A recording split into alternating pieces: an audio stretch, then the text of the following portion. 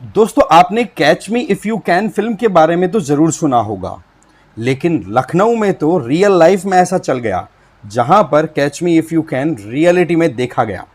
यहां एक fake IAS officer ने सबको उल्लू बना दिया और आप देखोगे कि एक स्टेट नहीं, दो नहीं, पूरे 5 स्टेट के लोगों को एक तरीके से ठग रहा था ये आदमी।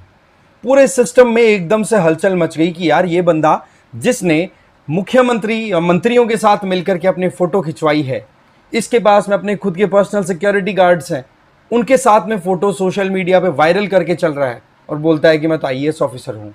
जब सच्चाई सामने आई तो सबकी आंखें खुली की खुली रह गई। जानेंगे पूरा मामला डिटेल में कि कौन है ये सौरभ त्रिपाठी, किस तरीके से लग्जरी गाड़ियां मेंटेन करना और ये एक पूरा क्रू मेंटेन करके चलना, कि भाई एक पूरा टीम बनाना, कि भाई ये पुलिस ऑफिसर्स, इनकी प्रॉपर ड्रेस, इवन एक पीए को साथ लेकर के चलना जिससे कि लगे कि हाँ यार वाकई में ये बंदा तो है तो पावरफुल। जानेंगे पूरा मामला, लेकिन आगे बढ़े उससे पहले आप मुझे फॉलो कर सकते हैं इस क्यूआर कोड को स्कैन करके टेलीग्राम पर।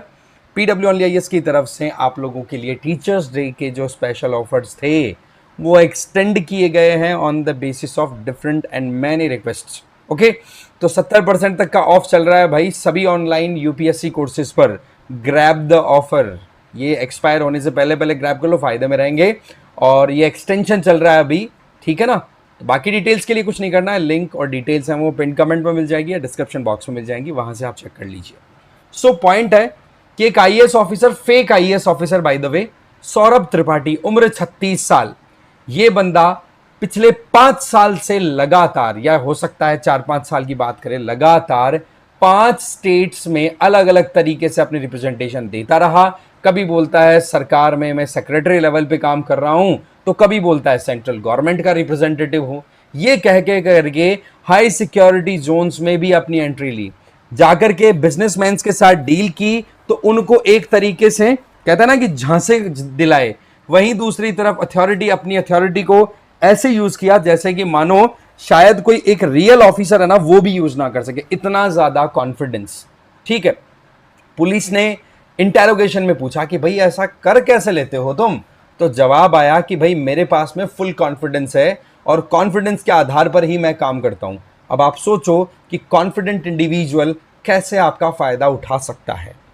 Using his confidence he would gain entry at any event. अब आप सोचो कि आप जहां पर बहुत ही प्राइवेट टॉप सीक्रेट टॉक्स होती है वहां पर ये इंडिविजुअल एंट्री लेकर के काम कर रहा है, वहां पर अपने खुद के प्राइवेट गनर्स, बॉडीगार्ड्स को लेकर के चलना, और साथ ही साथ वहां पर जो भी सिक्योरिटी पर्सनल होते हैं उनको डराना धमकाना कि भाई एंट्री दो मेरे को, ये देखो मेरे सिक्योरिटी गार्ड नहीं, फिर बाद में तुम्हारे साथ हाथापाई कर लेंगे तो ठीक नहीं रहेगा, मुझे एंट्री दो, बहुत जरूरी है, आप जानते नहीं हो मेरे को, मैं मिनिस्टर्स के साथ में मेरी उठ बैठे और मैं इस तरीके से एक ब्यूरोक्रेट हूं। ये बात कह करके और वो भी कॉन्फिडेंट मैनर में अपना काम करते रहे, पकड़ में नहीं आए। फिर सवाल ये आता है कि एक तो ये ऑफिसर किस तरीके से ये क्लोज डोर गवर्नमेंट मीटिंग्स में एंटर हुआ, क्या प्रोटोकॉल्स का बाईपास नहीं हुआ, और सबसे बड़ी बात कि जहां पर officers already original real officers की गैदरिंग रहे वहां पर ऐसा बंदा कोई एंटर हो रहा है तो कोई पकड़ क्यों नहीं पाया। इसके ऊपर प्रॉपर इंटेरोगेशन इन्वेस्टिगेशन चल रही है। अब मामला, सवाल ये बनता है मामले में कि ये पकड़ा कैसे गया। देखो, लखनऊ पुलिस जो है वो क्या थी, रूटीन अपना व्हीकल चेकिंग कर रही थी, तो इस ड्राइव के दौरान ही इस फेक आईएएस ऑफिसर को पकड़ लिया लखनऊ में, और वहां से शुरुआत होती है कड़ियां खुलने की। फिर आगे कड़ी जुड़ी तो पता पड़ा कि इस इंडिविजुअल के पास में 6 लग्जरी व्हीकल्स, जिनके अंदर range rover, Mercedes Benz C220, इसके अलावा फर्जी पासेस, फर्जी आईडीज, ये सारी चीजें निकली। और इंटरेस्टिंग बात क्या है कि ये जो गाड़ियां पकड़ी थी ना, मर्सिडीज, डिफेंडर और ये सारी की सारी रजिस्टर्ड है कोई दूसरे लोगों के नाम पर, और ये बंदा उन पे लिखवाता है उत्तर प्रदेश विधानसभा, हाँ, उत्तर प्रदेश सरकार, भारत सरकार, उनके नाम के फर्जी पासेस बना लिए, उनका यूज करना। अब इस पूरे मामले को डीसीपी क्राइम कमलेश दीक्षित जी इन्वेस्टिगेट कर रहे हैं। तो उनका ये कहना है कि आप देखो यहाँ पर अक्यूज जो है, आरोपी जो ये सौरभ है, उससे जब देखा तो ये बंदा सौरभ त्रिपाठी, ये अपनी आइडेंटिटी जो है वो एक तरीके से फोर्ज करके फर्जीवाड़े को लेकर के चला करता था। और यहां पर डीसीपी साहब ने ये बताया कि इंफॉर्मेशन जो है अलग अलग स्टेट से गैदर करके और फिर बाद में लोगों को डराना धमकाना जिससे कि उनसे पैसा निकलवा सके या फिर उन लोगों को प्रेशराइज कर सके अपनी पोजीशन के आधार पर कि भाई आप लोगों को ये काम करना पड़ेगा, अदरवाइज प्रशासन आपके खिलाफ में कार्रवाई कर लेगा। तो ऐसे में मजबूरन लोगों से फिर गलत काम भी करवाए। तो इस मामले की जब पूरी छानबीन हुई तो उत्तर प्रदेश ही नहीं, बिहार, उत्तराखंड, दिल्ली और एमपी और एक यूपी, ऐसे 5 स्टेट्स में ये बंदा लगातार अपने काम करता चला गया। इसके अलावा गवर्नमेंट मीटिंग्स की बात करें तो वहां पर इस इंडिविजुअल की एंट्री वीआईपी के तौर पे होती थी। इसने ऐसा ऑरा अपना बना रखा था, ऐसा माहौल बना रखा था कि बस पूछो मत। ठीक है, ऑफिशियल मीटिंग्स में कभी फॉर्च्यूनर में आता था, ठीक है, कि हाँ भाई एक रेपुटेटेड ब्यूरोक्रेट है। कहीं पर अगर बिजनेस डील करनी होती थी तो वहां पर, या बिजनेसमैन से इनसे मिलना होता था तो मर्सिडीज या फिर डिफेंडर लेके जाता था कि जहां पर अपनी पोजीशन दिखा सके कि भाई मैं कम नहीं हूं तुम्हारे से, बात कर रहा हूं तो तरीके से करो। अब इन्वेस्टिगेशन अभी इसमें चल रही है कि ये गाड़ियां एक तो अरेंज होने में आई कैसे, और एक सबसे इंपॉर्टेंट चीज, ये जो हमने फोटो देखी, इस फोटो में ये जो फ्रंट पेज पे हमने देखी थी ये वाली फोटो, ये कहां से तैयार कर लिए इतने लोग? पीए भी आ गया, सिक्योरिटी गार्ड भी आ गए, ठीक है, तो ये आए कहां से, इसको लेकर के अभी इन्वेस्टिगेशन चल रहे हैं। बाकी जैसे लेयर बाय लेयर एक केस आगे निकल रहा है ना, तो मामला बड़ा, कहते ना कि गवर्नमेंट के सिस्टम में कितना लूप होल है उसको एक्सपोज करता हुआ दिखाई पड़ रहा है। ये स्कैम मैंने बताया यूपी, उत्तराखंड, मध्य प्रदेश, दिल्ली, बिहार तक फैला हुआ है। इसके अलावा यूपी में जब ये काम करने निकलता बंदा तो कहता मैं स्पेशल सेक्रेटरी हूं यूपी गवर्नमेंट का, यूपी से बाहर निकलता तो खुद को बताता कि मैं यूनियन गवर्नमेंट का ऑफिसर हूं। तो यहां पर पुलिस ने अपनी तरफ से इन्वेस्टिगेशन जब करी तो देखा कि ये कोशिश करता था कि लोगों का ट्रस्ट कैसे जीता जाए। ट्रस्ट के लिए क्या चाहिए, आसपास में अपना एक पूरा होना चाहिए कि हाँ जी एक ऑफिसर है तो ऑफिसर के साथ में पूरा बेड़ा चलता है ना, और साथ में अपनी जो पोजीशन है उसको सर्टिफाई कराने के लिए अपना सोशल मीडिया हैंडल भी रन कराया करता, और उस सोशल मीडिया पे ऐसी ऐसी फोटोज डाली जाती जिससे कि कोई भी एक बार तो देखे तो लगे यार ये तो हाई प्रोफाइल बंदा है, ये तो बड़े बड़े लोगों के साथ उठ बैठ रखता है, और लोग जल्दा डिसीजन मेकिंग में ज़्यादा टाइम लगाते नहीं है। तो ऐसे में लोगों ने विश्वास कर लिया कि यार ये तो बंदा वाकई में रिलायबल है, ये तो बड़े लोगों से उठ बैठ रखता है तो हमारे काम भी करवाएगा। फिर बाद में निकल करके आया कि भाई ये तो गौतम बुद्ध नगर से बिलोंग करने वाला इंडिविजुअल है, ये अपने आप का होम टाउन मऊ बताता है।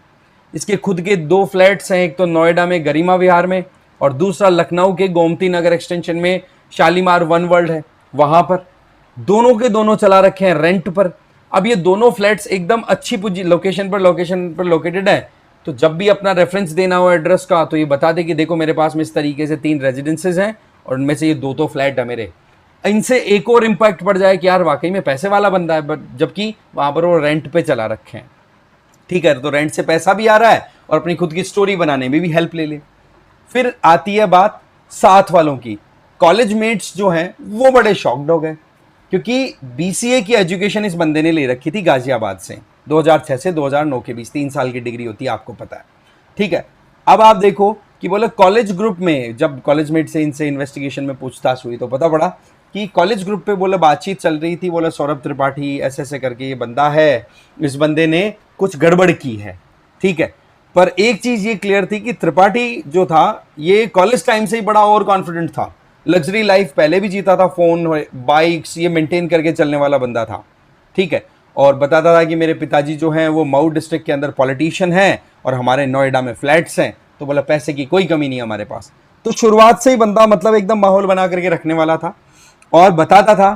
अब फिर जब प्रोफेशनल लाइफ की बात आई तो मैं बोला आईटी मिनिस्ट्री में काम करता हूँ, और वो बंदा जब सोशल मीडिया पे अपनी पोस्ट डालता था कि देखो मैं एक आईएएस ऑफिसर हूँ या फिर इस तरीके से बड़े बड़े लोगों के साथ मेरी उठ बैठ है, तो बोला वो वाकई में शॉकिंग हुआ करती थी कि यार ये इतना पढ़ाई में तो इंटेलिजेंट था ही नहीं, इतनी बड़ी उठ बैठ कैसे हुई।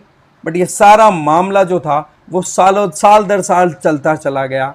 अल्टीमेटली एक व्हीकल चेकिंग के दौरान ये पूरा का पूरा स्कैम का भांडा फूट गया।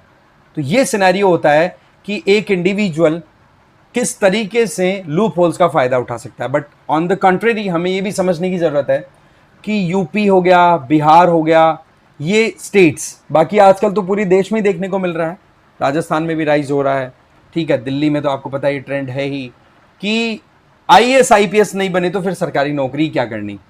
वो जो साइकी है, उस साइकी के साथ में यहां पर खेल खेला गया है, सीधी बात है।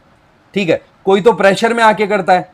एक केस हमने पहले डिस्कस किया था मुंबई के आसपास का, जहां पर एक फेक आईपीएस ऑफिसर खुद को दिखा करके फिर बाद में वो पकड़ा गया था कि दोस्त के साथ में वीआईपी बंगलोज में, गेस्ट हाउस में, सरकारी उनमें रुकना, ये चलता था।